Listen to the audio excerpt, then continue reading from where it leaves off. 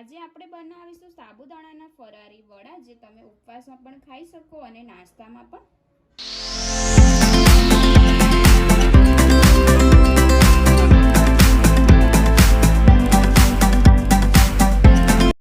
Hello friends, તો આજે આપણે બનાવીશું સાબુદાણાના ફરારી વડા અને ફરારી ચટણી માત્ર ઘરમાં રહેલી વસ્તુમાંથી।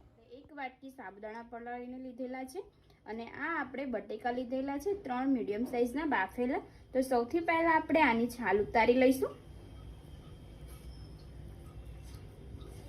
આપણે છાલ ઉતારી દીધેલી છે। હવે આપણે સાબુદાણા અને બટેકાને સાઈડમાં મૂકી દઈશું અને આના માટે અંદર નાખવા માટે બીજો મસાલો રેડી કરી દઈશું।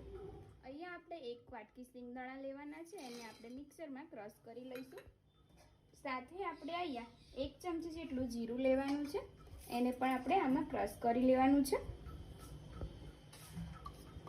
સિંગદાણા આપણા ક્રશ કરી લીધેલા છે, આને આપણે હવે સાઈડમાં મૂકી દઈશું અને અહીંયા આપણે 1 વાટકો લેવાનો છે મોટો।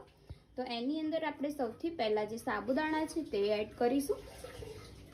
આ મેં 2 કલાક માટે પલાળીને રાખેલા હતા। એકવાર ધોઈ અને પછી આપણે પલાળવાના છે સાબુદાણાને। અહીંયા આપણે બટેકા લઈ લઈશું। બટેકાને આપણે હાથેથી મેશ કરી લઈશું, આવી રીતના દબાવી લેવાના છે।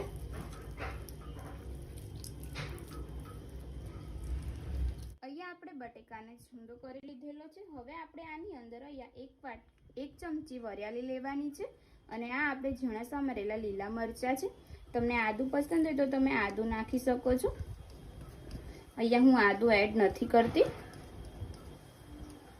સાથે આપણે અહીંયા તલ લેવાના છે। અહીંયા હું 2 ચમચી જેટલા તલ એડ કરું છું।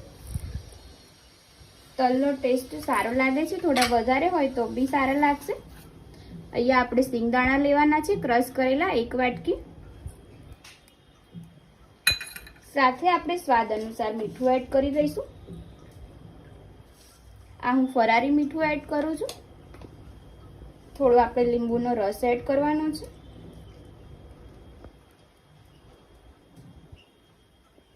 હવે આપણે આની અંદર થોડું ગળપણ એડ કરી લઈશું। 1 ચમચી જેટલી આપણે ખાંડ એડ કરવાની છે।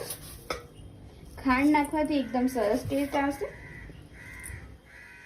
આ બધી વસ્તુ આપણે એકદમ સારી રીતના મિક્સ કરી લઈશું।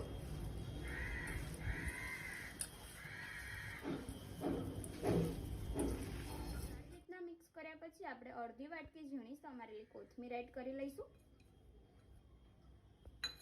એકવાર ફરીથી આપણે મિક્સ કરી લેવાનું છે। અહીંયા આપણે બધી વસ્તુ સારી રીતના મિક્સ કર્યા પછી આપણે થોડું આવી રીતના લઈશું, સાબુદાણા અને બટેકાનું અને વડા બનાવી લઈશું।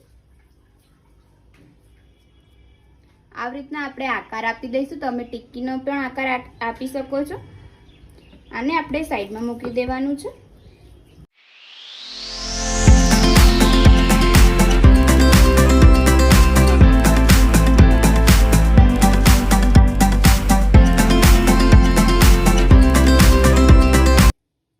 વડા રેડી કરી દીધા છે વાળીને। હવે આપણે આને તળી લેવાના છે।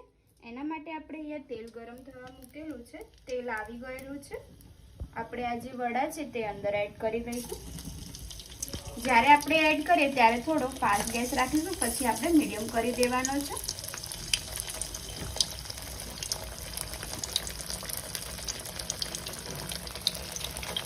હવે આપણે ગેસ મીડિયમ કરી દઈશું અને બંને સાઈડથી આપણે ગોલ્ડન બ્રાઉન તળી લેવાના છે।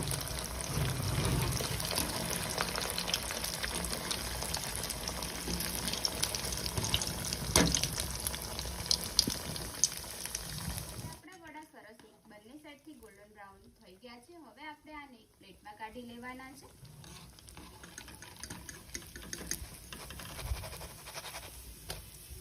તેલ ના રહે તેના માટે આપણે એકવાર આવી રીતના જારો કરી લઈશું।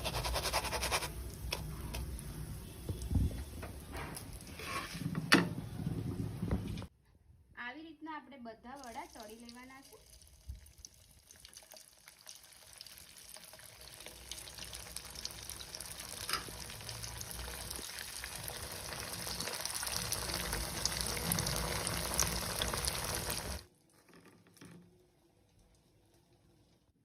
હવે આપણે ફરારી ફરારી ચટણી બનાવી લઈશું ગ્રીન. એના માટે આપણે સિંગદાણાનો ભૂક્કો લીધેલો છે, જે આપણે ઓલરેડી બાઉલમાં રાખેલો જ છે. અને આ આપણે હવે કોથમીર લેવાની છે, સાથે આપણે 2 થી 3 લીલા મરચાં અને થોડું આપણે છીણેલું ટોપરું લેવાનું છે.